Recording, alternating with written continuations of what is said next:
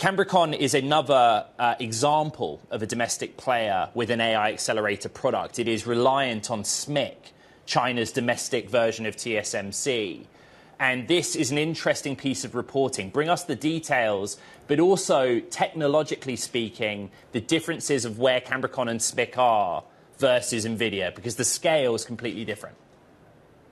Yeah, this is exactly what Jensen Huang is talking about. This is exactly what he's concerned about within China, that after the Biden administration first decided to cut off shipments of NVIDIA chips into that country, the government and the companies there saw the market opportunity, they saw their own vulnerabilities, and they decided to invest very, very aggressively in their own production technologies for chips and also AI design. So Huawei is really the primary competitor that we have been talking about. They have quite a bit of momentum in building these AI chips. They've been used in a number of different places there. Cambricon is really the second player. It's sort of like the AMD for that market. They're quite small at this point. They don't have the kind of heft that Huawei does in particular, but they are making a lot of progress. So what our sources have told us is that their plans are to triple their production of AI chips into next year. There'll be a pretty significant second to Huawei in supplying those chips. So to the broader question about what U.S. export controls do to this market, as Jensen Huang is talking about, it certainly has opened it up for domestic production.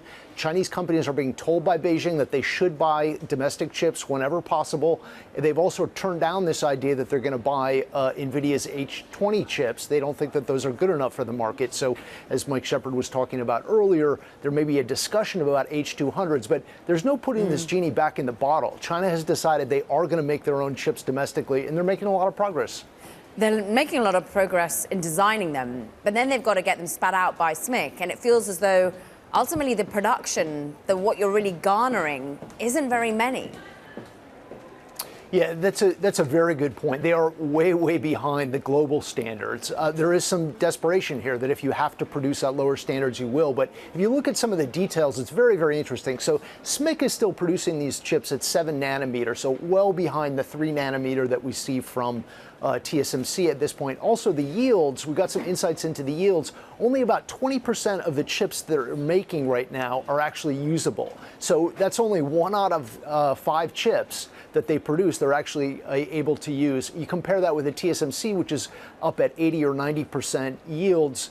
Their economics are just totally different. But it's a sign of how badly Beijing wants to be able to catch up in this market, that they're just going to eat those costs. They're going to eat 4 times the cost of what it would cost some other globally competitive manufacturers to make these chips, because they feel like from a strategic standpoint, they need to make this progress.